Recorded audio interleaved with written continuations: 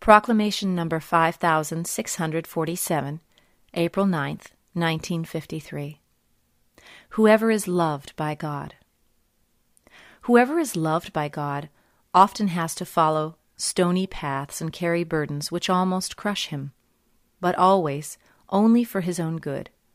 For every burden of the cross can be a blessing for him if he has the right attitude towards Him who directs his destiny.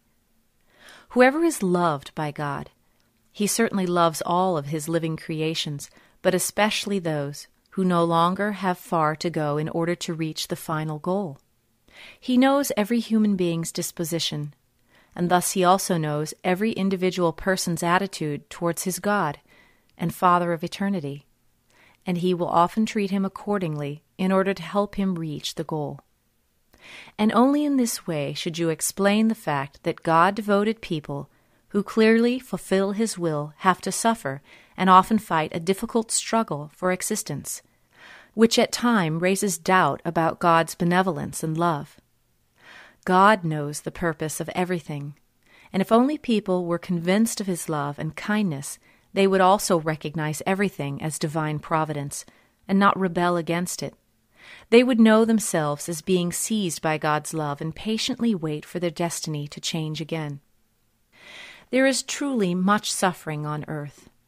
Humanity is languishing under its weight, but it does not recognize itself in need of educating and therefore inwardly revolts against it when it should just humbly submit to it, so that all difficulties would be taken away again, and God's help would manifest itself so clearly that He could be recognized as a loving Father by everyone who wants to recognize Him.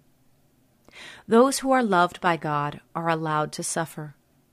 These words find little credence, for no one considers that suffering is a truly effective method of upbringing in a world where people only ever strive to please their body, where God's love is not seen in situations of adversity and sorrow. And yet it is His love which manifests itself such that it is beneficial for the soul. For God knows the blessing of suffering, and therefore He often uses such means in order to help keep people back from the earthly world. He would rather see them suffer than plunge them into the mire of the world and its sin. He knows that disease and pain can result in a change, but that the world can never offer the soul spiritual success. So therefore the world has to be disregarded first, which God indirectly assists people in doing by keeping them back from the world and its dangers through means which seemingly lack God's love but are never harmful for the soul, unless the human being revolts against his destiny and invokes his adversary.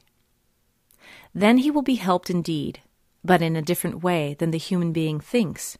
He will certainly help, but never without reward. And this reward consists of handing the soul over to Him. Therefore submit to God's will when you are affected by adversity and suffering. Don't grumble and complain. Bow down to His orders and lift your eyes up only to Him, and He will take the cross from you. He will make it easy for you as soon as you completely surrender yourselves to His merciful guidance. For you can always know yourselves loved by Him, who through suffering and adversity only wants to win you for Himself, who wants to purify your soul, and time and again provides it with the opportunity to practice patience and gentleness, so that God's help will then visibly arrive, so that His love will visibly intervene and also heal all wounds when the time is right. Amen.